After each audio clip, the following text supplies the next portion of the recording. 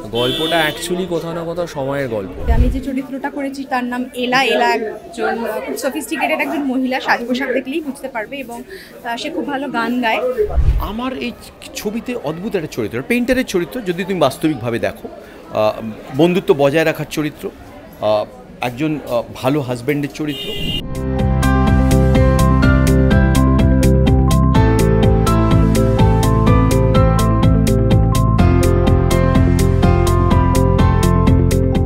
তবুও আপেক্ষিক এই ছবি আসছে বড় পর্দায়। অর্জুনের পরিচালনায় এই ছবি আমরা বড় পর্দায় পেতে চলেছি। আর যে ছবিতে রয়েছেন সুদীপ মুখার্জি, বাসব দত্তা এবং জয় সেনগুপ্ত।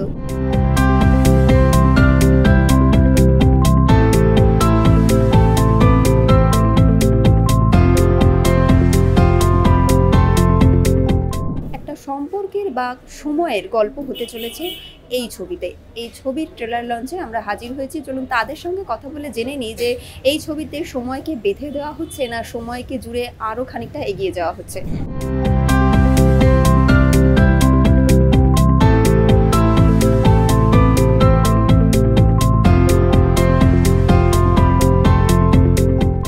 আমরা যখন জীবনে বেঁচে থাকি বা আমাদের যাবতীয় সামাজিক যে ক্রিয়া প্রক্রিয়াগুলো, তার মধ্যে আমরা কোনোটাকে নিজেদের মতো করে ভেবে ফেলি যে এটাই সত্যি। সেটা হয়তো কোনো খারাপ সময় হতে পারে, কোনো ভালো সময় হতে পারে, বা এটা মিথ্যে। আদপে সত্যি বা মিথ্যে সেটার জাজ বা সেটার বিচারক আমরা নিজেরা কখনো হতে পারি না। আলটিমেট বিচারক হচ্ছে সময়, সবচেয়ে বড় বিচারক। গল্পটা অ্যাকচুয়ালি কোথাও না কোথাও সময়ের গল্প। এখানকার মূল প্রোটাগনিস্ট যদি দেখা যায়, দ্যাট ইজ টাইম। তো সেই জায়গা থেকে আমি বেসিক্যালি সময় নিয়ে গল্প বলতে চেয়েছি। এবং একটু আগে যে ওখানে আমাদের ডিওপি বলছিলেন, জয়দা বলছিলেন যে কোনটা আসলে সত্যি, কোনটা আসলে মিথ্যে, এটা আমি নিজেরাও জানি না। It is very much relative. তাই জন্য আমার সিনেমার টাইটেলের নাম হচ্ছে তবুও আপেক্ষিক। হয়তো সত্যি, হয়তো মিথ্যে, তবুও আপেক্ষিক।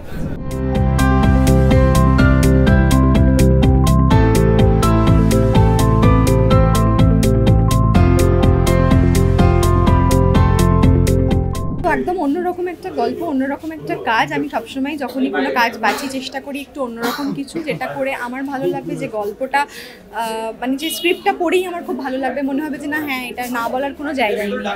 তো সেই রকম একটা কাজ তবুও আপেক্ষিক।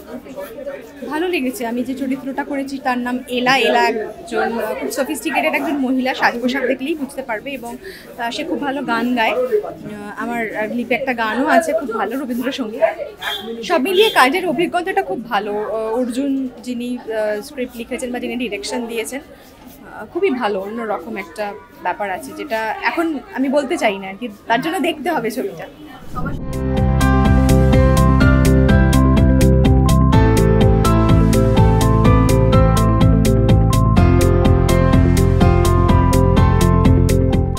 প্রথম থেকেই আমি জানতাম যে অর্জুন আর গার্গী আছে, মানে এটা একটু মানে ভাবতে হবে এই ছবিটা নিয়ে। এটার মধ্যে ইন্টেলেক্ট ব্যাপারটা খুব ভালো করে, মানে একদম আঁকড়ে শিকড়ে আছে আর কি।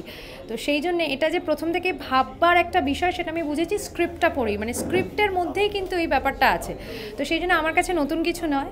আর অর্জুনের সঙ্গে কাজ করা মানে সামথিং ইন্টেলেকচুয়াল উইল হ্যাপেন, সেটা জানাই কথা।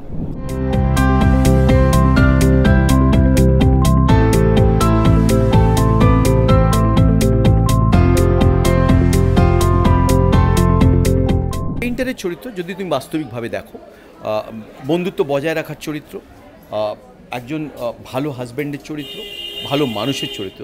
আবার অন্যভাবে যদি দেখো, এই ছবিতে যেভাবে পোর্ট্রে করছে, একটু সারিয়াল ব্যাপার রয়েছে।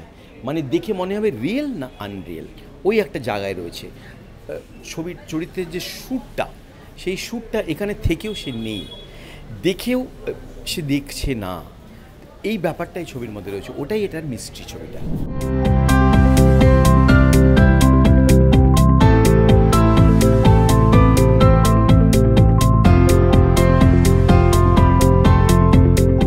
তবুও আপেক্ষিক ছবির নাম জুড়েই একটা ভাবনা বা একটা কথা মাথায় আসছে, এবং এই ছবি সময় এবং সম্পর্কের গল্প বলতে চলেছে।